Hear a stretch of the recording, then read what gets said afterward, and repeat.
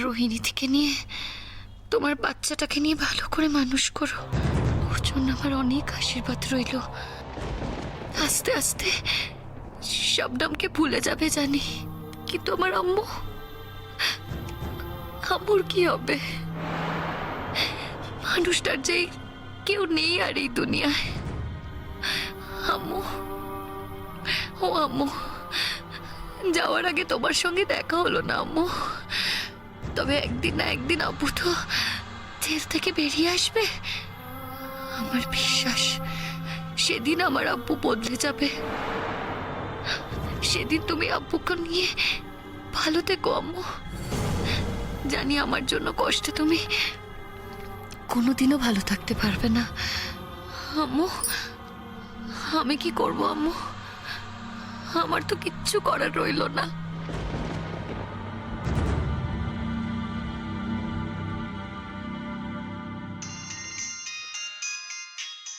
হয়তো সময় মতো চিকিৎসা করাতে পারলে বেঁচে যেতাম।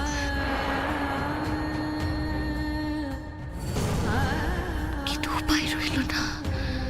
আমি চলে যাচ্ছি, চলে যাচ্ছি আম্মু। কেঁদো না আম্মু। আমি যেখানেই থাকি, তুমি কষ্ট পেলে, তুমি কাঁদলে আমি দেখতে পাবো আম্মু।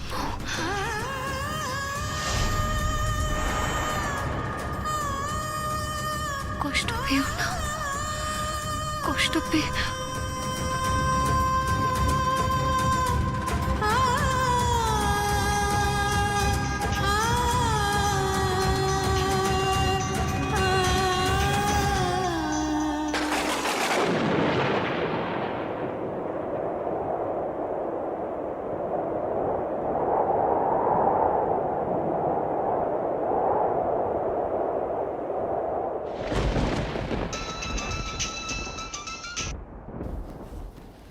কি হয়েছে?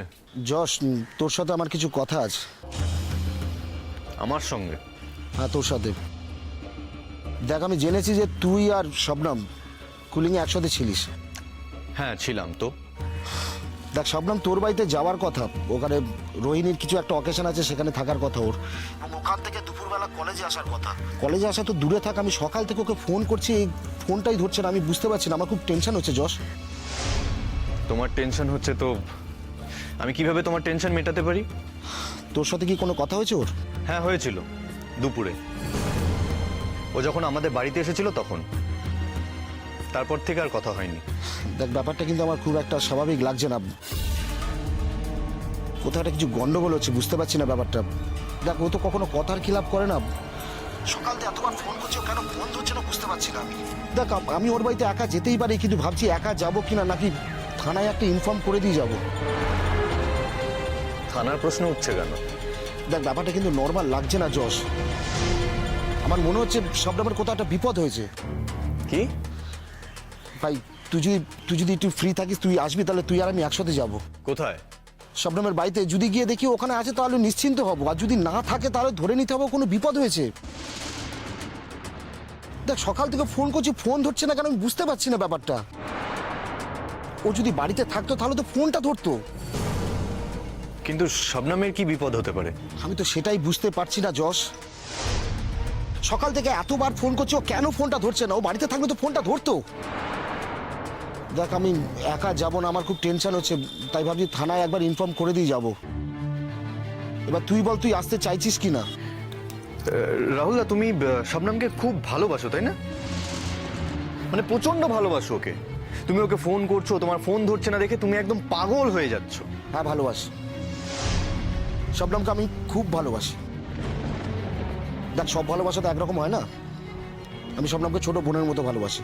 অবশ্যই সব কথা বলে তোদের কোনো লাভ নেই। আর তোরা যতবারই জিজ্ঞাসা করবি, আমি ততবারই একই কথা বলবো যে আমি শবনমকে ভালোবাসি, আর তোরা এটা নিয়ে কটাক্ষ করবি, বিদ্রুপ করবি। আর আমার কিছু যায় আসে না যশ। আর এর জন্যই কিন্তু তোর আর আমার পথটা আলাদা হয়ে গেছে। আমার পক্ষে আর সহ্য করা সম্ভব হয়নি। আমি আর পারছিলাম না। দিনের পর দিন এই জিনিস সহ্য করা কারোর পক্ষে সম্ভব নয়, আমার পক্ষে আর পসিবল হয়নি।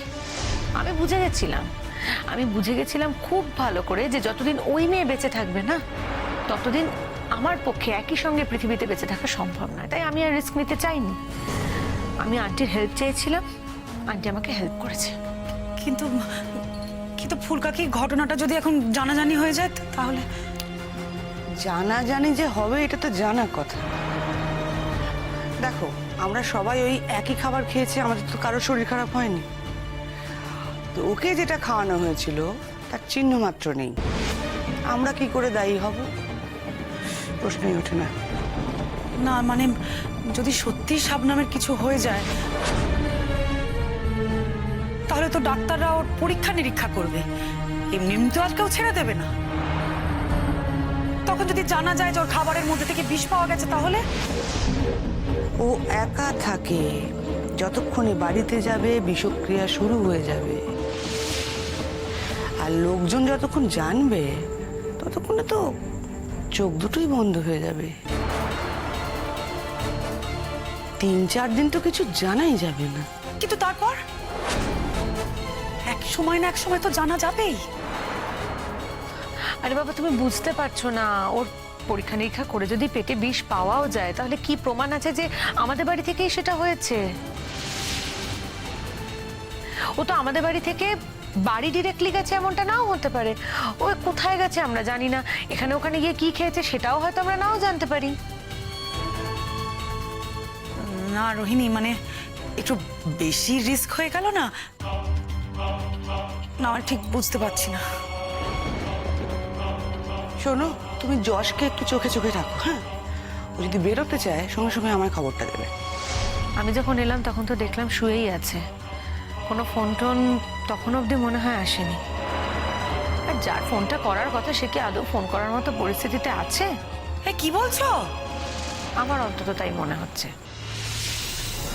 তুমি যেটা দিয়েছো সেটা কতটা স্ট্রং বলো তো?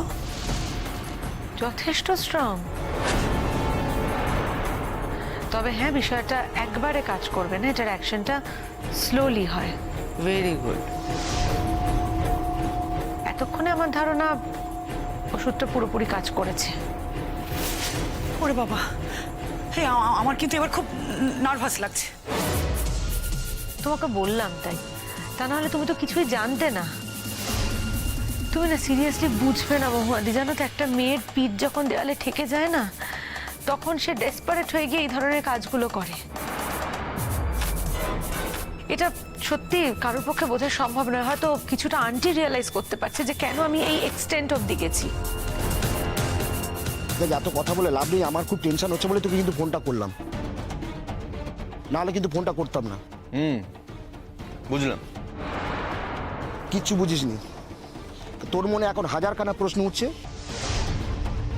যে আমি কেন ওকে এতবার করে ফোন করছি, ও কেন ফোনটা ধরছে না, আমি কেন এত পাগলের মতো করছি। এই তো আসলে তোর তো এরকম কোনো রিলেশন নেই, থাকলে তুই বুঝতে পারতিস। এখন বল কি করা উচিত? তোমার কি মনে হয়, মানে তুমি কি করতে চাইছো? দেখ, আমি কি চাইছি না চাইছি সেটা বড় কথা না, আর আমি যেটা চাইছি সেটাই যে তুই করবি সেটাও বড় কথা নয়। দেখ, আমি শবনমের কাছে যাব, আমি থানায় ইনফর্ম করে দিয়েই যাব, কিন্তু যাওয়ার আগে যদি শবনমে কোনো বিপদ ঘটে যায়, দেখ আমি একা গেলে জটিলতা সৃষ্টি হতে পারে, শুধু শুধু জটিলতা বাড়িয়ে তো কোনো লাভ নেই। তবে আমার মনে হচ্ছে যশ, শবনমের নিশ্চয়ই কোনো একটা বিপদ ঘটেছে। না ওরা বাড়িতে আছে, ফোন ধরবেন এটা তো হতে পারে না। তাছাড়া এমনও তো হতে পারে বাড়ি ফেরেনি। কোথায় যেতে পারে ও? তুমি তো বলছো যে ও কলেজেও যায়নি। আমি এসব নানা কথা ভেবেই তোকে ফোনটা করলাম আর জানার চেষ্টা করলাম যে ও তোর বাড়িতে আছে কিনা। তুই যদি বলতিস ও তোর বাড়িতে আছে তাহলে আমি নিশ্চিন্ত হতাম, এত চিন্তা করতাম না। হ্যাঁ, না থাকলে কি করে বলি বলো তো? বললাম তো অনেকক্ষণ আগে চলে গেছে। বুঝলাম যশ, থানায় একটা ইনফর্ম করে আমি কি শবনমের ফ্ল্যাটের নিচে দাঁড়াবো? তুই এলে একসাথে উঠবো। তুই যদি বলিস আসবি না তাহলে আমি আমার মতোই। আমি এক্ষুনি আসছি, তুমি ওয়েট করো ওখানে। ঈশ্বরের কাছে প্রার্থনা কর যশ, যাতে শবনমের কোনো বিপদ না ঘটে। আমিও তাই করছি। তুমি অন্তত এটা দেখো যে ও ফ্ল্যাটে আছে কিনা, মানে দরজাটা ভেতর থেকে বন্ধ করে ঘরের ভেতরেই আছে কিনা, এটা একটু চেক করো প্লিজ। ঠিক আছে, আমি তাই দেখছি। আমি গিয়ে বেল মেরে দেখছি ও খোলে কিনা। ও কি আবার সবার সাথে যোগাযোগ বিচ্ছিন্ন করে কোথাও চলে গেল? কিন্তু এরকম তো কোনো কথা ছিল না। দেখ, কুলুঙে কাজটা হয়নি বলে ওখান থেকে এসে সোজা অন্য কোথাও চলে যাবে, এটা হতে পারে না। দুদিন বাদে ফাইনাল পরীক্ষা, তীরে এসে ও তরি ডোবাবে না, ও পরীক্ষা দিয়েই ঠিক যাবে। আমার খুব টেনশন হচ্ছে যশ, তুই যদি তাড়াতাড়ি আসিস তাহলে একসাথে যেতাম। রাহুলদা তুমি ওয়েট করো, তুমি প্লিজ ওখানেই ওয়েট করো, কোথাও যেও না। আমি এক্ষুনি বেরোচ্ছি, আসছি, আমি এক্ষুনি আসছি। ঠিক আছে।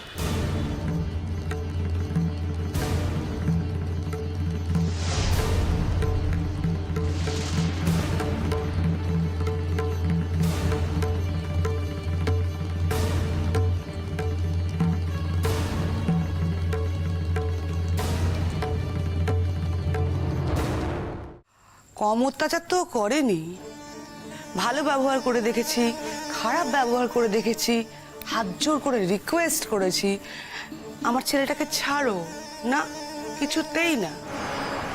যশের সাথে ওর সম্পর্কটা রাখবেই রাখবে।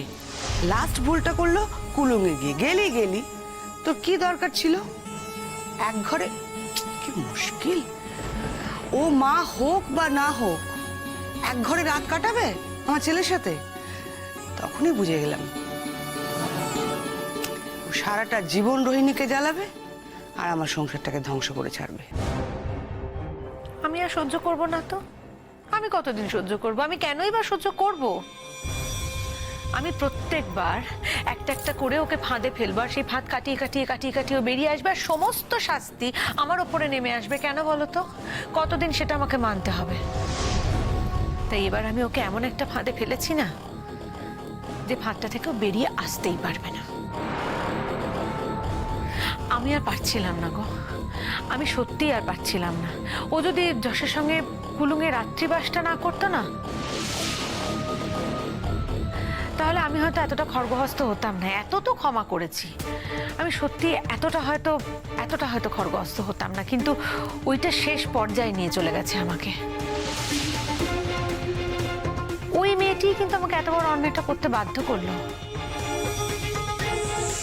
তাহলে আমি কখনো এটা ভাবতেও পারি না মহুয়াদি। আমি নিজে কোনোদিন এটা ভাবতেও পারিনি, স্বপ্নেও ভাবতে পারিনি যে আমি কোনো একটা মানুষকে এভাবে। চুপ, একদম চুপ রোহিণী, সব কথা তো জোরে জোরে বলো না তো। এই তুমি আমাকে একটা কথা বলো, মানে এরপর তোমার কেন বাচ্চা হচ্ছে না সেই নিয়ে তো আবার কথাবার্তা শুরু হবে। যশ তো নিজেও একজন ডাক্তার, হ্যাঁ? যশও তো এরপর খেয়াল করবে যে তোমার মধ্যে বাচ্চা হওয়ার জন্য, মা হওয়ার জন্য যা যা সিমটম সেগুলো হচ্ছে কিনা। অ্যাক্টিং করছি তো, ভাবছো কেন অ্যাক্টিংটা আমাকে চালিয়ে যেতে হবে? সেটাই আমি করব। আমার শরীরে যা যা লক্ষণ দেখার, সেগুলো বাইরে থেকে যতটা দেখা সম্ভব ও নিশ্চয়ই দেখতে পাবে। তবে কি বলতো মহুয়াদি, সব সময় তো সব সন্তানকে মায়েরা জন্ম দিতে পারে না। বাচ্চা ভূমিষ্ঠ হওয়ার আগেই কত সময় কত অ্যাক্সিডেন্টে বাচ্চা নষ্ট হয়ে যায়। আমারও তাই হবে। তাহলে তুমি মা হওয়ার কথা বললে কেন? তুমি না আজকাল কিছু তলিয়ে ভাবো না। বাচ্চা হওয়ার গল্পটা তো খুব বলতেই হতো, যাতে যশকে শাবনামের কাছ থেকে সরিয়ে আনা যায়। তারপরেও দেখো, ওই মেয়ে কিন্তু ঠিক ওকে টানছে আরো দৌড়ে যাচ্ছে। কি সাংঘাতিক মেয়ে বাবা, রে বাপ। আন্টি, বলছি আমি বরং গিয়ে একবার দেখি যশ ঘুমোচ্ছে না কি করছে। যদি আবার খবরাখবর কোনোভাবে পেয়ে গিয়ে থাকে তাহলে তো আবার মুশকিল হয়ে যাবে। রোহিণী, ও তো একা থাকে, খবরটা কে দেবে? ও বাবা, কত প্রাণের বন্ধু আছে তুমি জানো না? ওহো হ্যাঁ, রাহুল দা, আরো অনেকে। একবার যদি ফোন করে না পায় শাবনামকে, বা হয়তো ওর বাড়ি গেছে, ডাকাডাকি করেছে, শাবনামের কোনো সাড়া পায়নি, পাবেই বা কি করে? ততক্ষণে তো তার প্রাণ পাখি। তো তখন তো ভীষণ উতলা হয়ে ফার্স্ট ফোনটা কাকে করবে? এই রে। একমাত্র সুপার হিরো যশ। তুমি একটা কাজ করো তো রোহিণী, যশ শুয়ে আছে তো, ঘুমিয়ে আছে নিশ্চয়ই। তুমি আস্তে করে ফোনটাকে নিয়ে নাও, দিলোকে সুইচ অফ করে দাও। আজকের রাতটা কোনোভাবে আমাকে কাটিয়ে দিতে হবে আমাদের সবাইকে। আর কালকে ওর সামনে দাঁড়ানোর প্রশ্নই ওঠে না। ও বাবা, আমার আমার শান্তি লাগছে, আমার যে কি শান্তি লাগছে, আমার যে কি স্বস্তি হচ্ছে, আমি তোমাদের বলে বোঝাতে পারবো না আন্টি। কিন্তু আমার সত্যি ভয় করছে রোহিণী, ভয় আমার গলা শুকিয়ে আসছে। তোমার এত ভয় কিসের আমি তো বুঝতে পারছি না। ফুলকাকে যতক্ষণ জানতে পারিনি কিন্তু এখন তো জানতে পারলাম, যে আমাদের বাড়ি থেকে এই ঘটনাটা ঘটেছে। তাই ভয় করছে। ও যদি বেঁচে যায়, ও যদি সব কথা বলে দেয়, যে ডোজটা দেওয়া হয়েছে সেটাতে বাঁচার কোনো সম্ভাবনা নেই আন্টি। ও তিলে তিলে শেষ হয়ে যাবে। সেই জন্য তো মরে গেলে তো আরো ভয় রোহিণী, কেঁচো খুঁড়তে না সাপ বেরিয়ে পড়ে। রে বাপ, শোনো, সাপ যদি বেরোয় আমাদের ঝুলি থেকে বেরোবে। তোমার এত টেনশন কিসের? আশ্চর্য। তুমি থাকো না, তুমি এমন একটা ভান করো তুমি কিচ্ছু দেখোনি, কিচ্ছু জানো না। কি করে তা মনে করব বলো তো? কি করে মনে করব? এখন তো আমি সবটা জানতে পারলাম, এখন তো আমি সবটা শুনলাম। জানার আগে আর জানার পরে কি একই রকম থাকা যায় ফুলকাকে?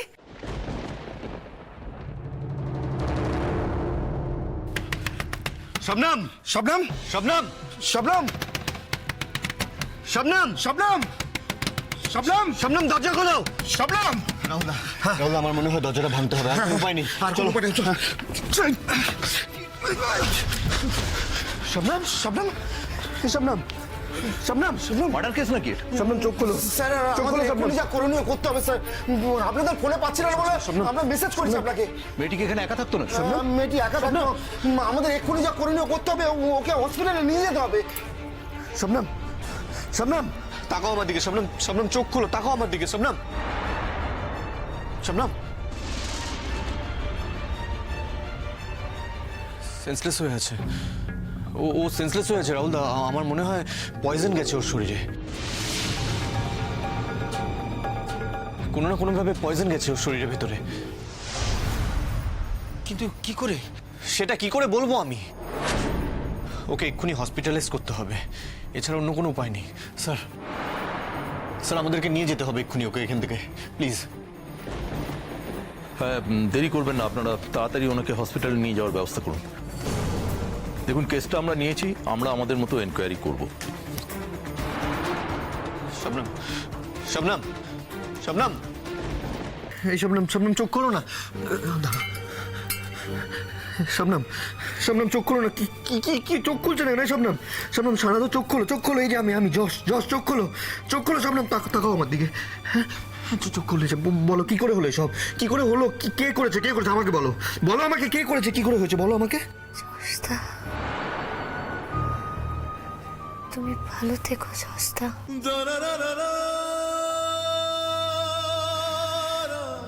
ভালো থেকো। আল্লাহ, আল্লাহ বোধহয় চাননি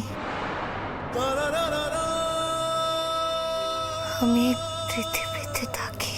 না, না, সেটা কখনো হবে না শবনম। তুমি বেঁচে না থাকলে আমিও বেঁচে থাকতে পারবো না Shabnam. There is no way out. আমি চেষ্টা করবো তোমাকে বাঁচানোর, আমি শেষ চেষ্টা করবো। আর তুমি খুব ভালো করে জানো যে শবনম যদি বেঁচে না থাকে তাহলে যশও বেঁচে থাকতে পারবে না, কোনো মতেই না। আমার শরীর এমনিতেই ভালো নেই, আমি আর এইসব টেনশন নিতে পারছি না। রাহুল, একটা কিছু করো না, তুমি ফোন করো না একটা অ্যাম্বুলেন্স। স্যার, স্যার, কিছু করুন না এই শবনম। আমি এক্ষুনি ফোন করছি, আমি এক্ষুনি অ্যাম্বুলেন্সকে ফোন করছি। দেখুন, এখন আপনারা অ্যাম্বুলেন্সকে ফোন করবেন, কখন অ্যাম্বুলেন্স আসবে তারপরে পাঠাবেন, অনেকটা সময় চলে যাবে, এতটা দেরি করবেন না।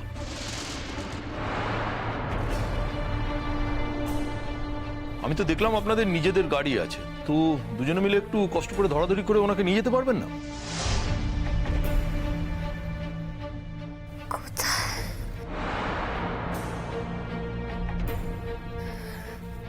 কোথায় নিয়ে যাবে আমাকে?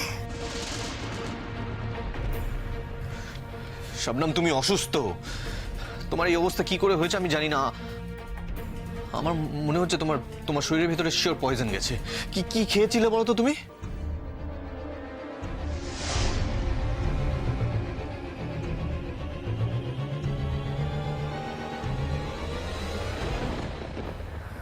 মনে মনে পড়ছে না।